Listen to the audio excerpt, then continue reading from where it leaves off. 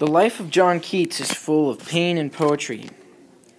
He was born in London, October 31st, 1795, and he only lived a short life, and he died on February 23rd, 1821.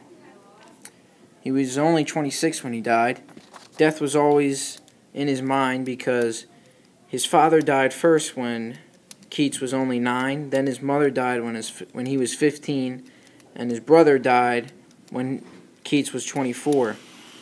We see in his poetry that he was affected by these deaths in many ways, and we see how he was very confused, and we see how he resolved this confusion through the poetry. In the first poem we will look at, we see Keats's manic depressive disorder expressed in the poem.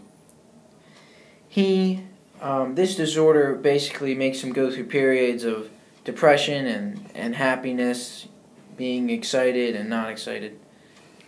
So, here it is.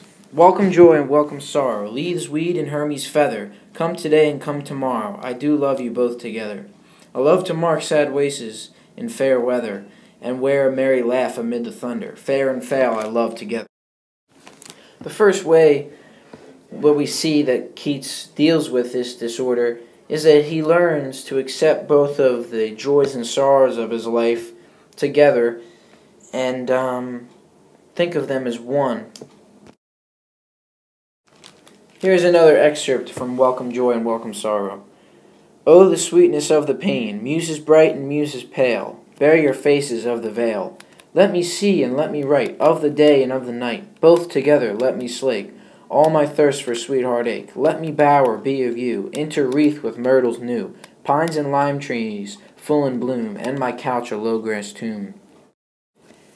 This section shows how much Keats learned to almost thrive on the pain of his life and live in the heartache and even thirst for it, as he says.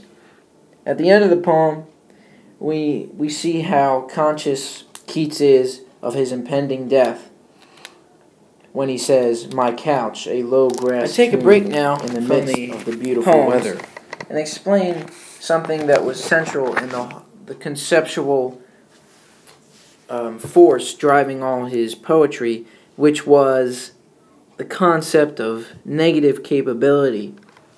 And he described this in a letter to his brothers, but to shorten it, he basically said that for him to be happy, he would have to accept and even embrace the miseries in his life.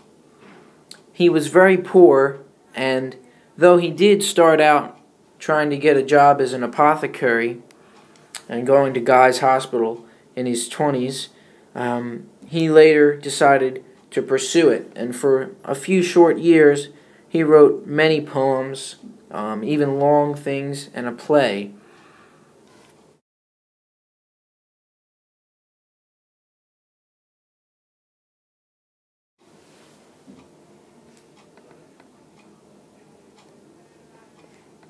Keats was constantly traveling from house to house because he could never support himself, and the money he got from his published books was very scarce.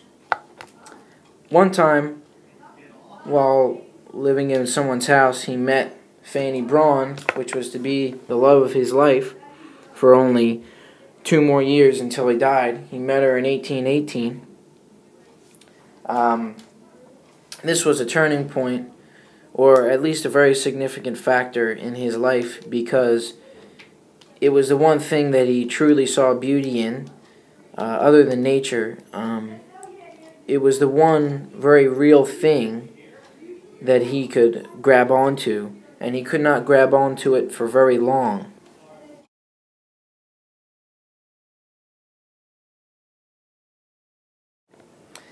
The man found a way to live by seeing beauty in things and embracing the mysteries, which was the concept of his negative capability.